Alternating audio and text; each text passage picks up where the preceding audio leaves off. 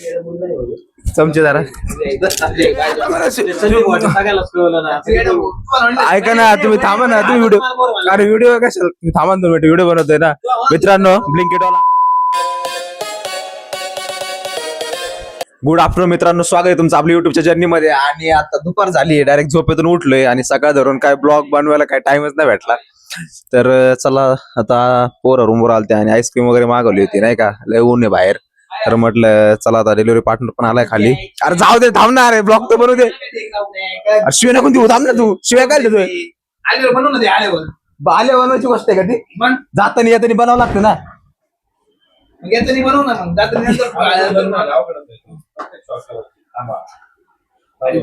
बघा, हे काय म्हणतात, हे शिवाय नको देऊ बरं का, ब्लॉगिंग मध्ये इफेक्ट पडतो बघा. लहान मुलं ब्लॉगिंग बघतात. हे बघा येड गेलं बरं लगेच कॅमेराला लाजतो राहू. कसं व्हायचं हर्षद तुला? मित्रांनो सेकंड नाईट आहे पण तरी पण आहे ना झोप येत नाहीये. तो कॅमेरा घेतो ओढून तिकडं. बाय लोग सो रे, नाईट डे बाय, सोने दे. कैमरा चालू रख के सोते हैं, देखते हैं हमारा फेस कैसा रिएक्ट करते हैं सोने के बाद. काहीतरी झोपू दे साहेबांना रे, झोपू दे. साहेबांची पण नाईट आहे रे बा. साहेबांची 1 वाजेपर्यंत नाईट आहे.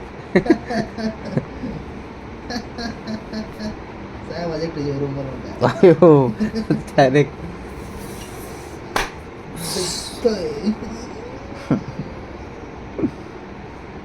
व्हिडिओ बंद करतो.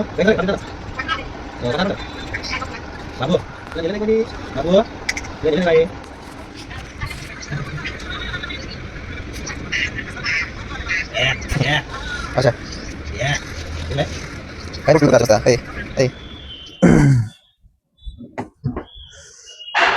तर मित्रांनो आता आंघोळ वगैरे केली, नाईट ड्युटीला जायचं, सेकंड नाईट आहे. आणि आता कॉल केला तर हॉस्पिटलमध्ये नाही का, काकी आहे, माझा भाऊ आहे, काका आहे. तर डिस्चार्ज भेटते म्हणजे टाइम लागतो ना, कारण ते हॉस्पिटलला डी वाय पाटीलला डिस्चार्जच्या वेळेस खूप ताण देतात. म्हणजे फार एक माणूस तिथं दमूनच जाईल. जाचा होतं मग हे खाली जा ऑफिसला, हे जा तिकडे, ते डॉक्युमेंट आण, हे डॉक्युमेंट आण. फार कचरा होऊन जातो त्याचा अंगाचा. शीन येतो, डायरेक्ट शीन. आणि खरी परीक्षा तर त्याचीच असते की जो पेशंट सोबत बाहेर बसलाय, कारण त्याला एवढं पेशंटला तर काय कळत नसतं, त्याला आराम आहे थोडा तरी, तो पण एक पेन मध्ये असतो. पण त्याच्यापेक्षा जो बाहेर बसलाय त्याला खूप पेन असते. चला डिस्चार्ज भेटणार फायनली. आणि नंतर बघू आयुर्वेदिक किंवा फिजिओथेरपी वगैरे करायची. पण आता बाबा वगैरे ओळखायला लागलेत, खूप चांगलं वाटतंय, कारण लय मोठा आधार आहे आमच्या घरचा. ते अशा हॉस्पिटलमध्ये तर आमच्या घरात कोणाचंच काही पुढंच लक्ष लागत नव्हतं. एकदम म्हणजे भयानक परिस्थिती झाली घरी. चला आता ड्युटीला जायचंय, सेकंड नाईट आहे, जेवण करायचंय, अजून 7:15 झालेत. आणि आपल्याला एक जुना मित्र होता, आपण एक शॉर्ट फिल्म केली होती, ती अजून कुठे काय मी टाकली नाही, कारण प्रोड्युसरने अजून काय ती पब्लिश केली नाही कुठं. त्याला कुठे अवॉर्ड फंक्शनला वगैरे दाखवायचं आहे असं बोलत होतो. मित्रच येतो आपला.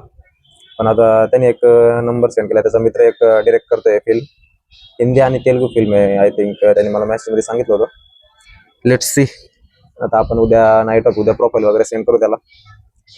आणि खरंच चांगलं वाटतं एक सोशल मीडियावर काहीतरी एक अकाउंट ओपन करण्याचं किंवा कॅमेरासमोर बोलण्याचं. आणि फर्स्ट टाइम काहीच मला माहित नव्हतं, मी कुठं कॅमेरासमोर बोललेलं नाही. फक्त जे काय असेल ते माझ्या मोबाईलमध्ये सेव्ह राहायचं, कुठं सोशल मीडियावर काहीच टाकत नव्हतं मी, कारण लाज वाटायची ना, भीती वाटायची, अरे मी करतोय बरोबर आहे का. पण लोक ऍक्च्युली काही पण टाकतात सोशल मीडियावर, काही पण. आणि पोरांचं कसं होतं, पोरांनी किती चांगला कंटेंट टाकला, किती जिम केली, किती व्यायाम केला, कशाचं पण टाका, किंवा मोटिवेशनल केलं, एज्युकेशनल केलं, कोणता पण व्हिडिओ, पण त्याला व्ह्यूज येत नाही. मुलींची याला व्ह्यूज बघायचे फक्त. काय काय परिस्थिती कळत नाही, पण जाऊ दे, त्याचा कॉन्टेंट आहे, कॉन्टेंट असं आहे. आता बघू, त्याला उद्या आपण प्रोफाईल वगैरे सेंड करणार आहे. आणि आज तर काय व्हिडिओ वगैरे बनवला, कारण कुठे गेलोच नाही, जातच येत नाही ना. फर्स्ट नाईट झालं, एवढं आयसीयूची ड्युटी म्हणजे ना, जो मेडिकलमध्ये जॉब करतोय त्याला फक्त विचारायचं आयसीयूची ड्युटी काय असते. 12-12 तास तुम्हाला उभं राहावं लागतं, कारण मी ज्या वॉर्डला आहे तो तर एक न्यूरोचा वॉर्ड आहे, त्याच्यामुळे पेशंटला काय माहितीच नसतं काय चाललंय काय नाही. डिटोरेट असतो तो, त्याच्याकडे त्याचं 24 ऑब्झर्वेशन वगैरे सगळं असतं. ते सगळं आम्हालाच बघावं लागतं, मेडिकेशन पासून पोझिशनिंग पर्यंत सगळं सगळं सगळं. त्याच्यामुळं आणि झोपणं वगैरे तर अलाउडच नाही, कारण सुपरवायझरचा कंटिन्युअस राऊंड असतो. NABH हॉस्पिटल आहे, ते काय असं आलतो फालतू हॉस्पिटल नाहीये. त्याच्यामुळं बिझी जाते नाईट, नाही का. एवढंच सांगायचं, नाईट बिझी जाते, त्याच्यामुळं सकाळी येऊन झोपावंच लागते, नाही तर डायरेक्ट आजारी पडायचे लक्षण आहे. तुम्हाला काय वाटलं नाईटवरून आल्यावर परत बाहेर गेलं पाहिजे तरी काहीतरी, नाही का, कॉन्टेंट. बाबाकडे पण नाही जाता आलं मला, तर एवढा थकलो होतो. म्हणजे नाश्ता केला आणि असं फोन उघडला, बघता बघता झोपी गेलो. मग तुम्ही बघितलं असेल ब्लॉग्स पण मी डायरेक्ट कधी अपलोड केलाय, 1-1.5 वाजता अपलोड केलाय. बट स्टील आपल्याला करायचंय, सोडून नाही द्यायचंय. पार्ट बी, आपला प्लॅन बी हा असं म्हणू. आपला प्लॅन आहे, आपला जॉब आहे तो चालूच आहे, पण आपल्याला जे आवडते ते काहीतरी केलं पाहिजे. ते करायला तुम्हाला कधीच आहे ना, तुम्हाला जे आवडते ते जर तुम्ही करायला लागला ना, तुम्हाला कधीच त्याचं असं हे नाही होणार, मला कंटाळा आलाय नाही, तुम्हाला झोप येणार नाही. मला झोप येत नाही माहिती, कधी कधी मला जेव्हा असं वाटतं ना की माझा व्हिडिओ अपलोड करायचा राहिलाय, मी युट्यूबला शॉर्ट्स नाही टाकले आज, काही इन्स्टाला रील नाही टाकलं, तर मला असं अस्वस्थता वाटते, असं मन असं डायरेक्ट बेचैन होतं मन डायरेक्ट, इथपर्यंत होते.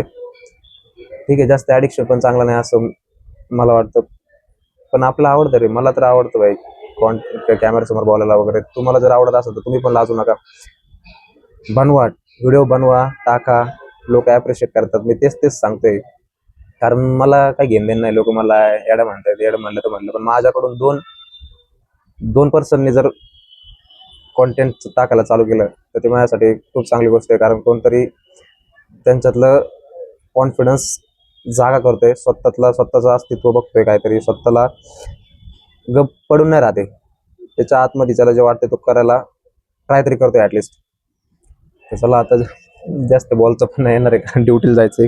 किती 7:15 7:30 झाले असं, जेवायचं आहे अजून, 7:30ला पंचिंग असते. चला, उद्या नाईट ऑफ आहे आणि उद्या घरी जायचंय, बाबाला घरी घेऊन जाणार आहे, कारण घरी बाबा एवढे अजून जास्त एवढे कॉन्शियस नाही, ते सगळं घरच्यांना वगैरे शिकवावं लागेल, फिजिओथेरपी वगैरे कसे करायचे काय. 1-2 दिवस तरी सुट्टी घेऊन गावाकडे जावं लागेल. तर चला, जाऊया नाईटला. तर मित्रांनो, नाईट ड्युटीला आहे, आता जेवण वगैरे झालं, हात सुद्धा धुतले नाही, पण म्हटलं व्हिडिओ बनव. तर चला, बाबा घरी पोहोचलेले आता, तर भेटूया उद्या. आता उद्या नाईट ऑफ आहे, घरी पण जायचंय, बघू सिस्टर सुट्टी देते का नाही, पण घेणार मी काय, कारण सिक लीव्ह वगैरे. जायचंय बाबा घरी, कारण ते सगळं घरच्यांना समजून सांगितलं पाहिजे, फिजिओथेरपी वगैरे कशी करायची, काय करायची. चला, तुम्हाला असेच माझे ब्लॉग्स बघायला आवडत असेल तर आपल्या चॅनलला फॉलो करा, शेअर करा, सबस्क्राईब करा, आणि भेटूया नेक्स्ट ब्लॉगमध्ये. Thank you so much for watching. Bye.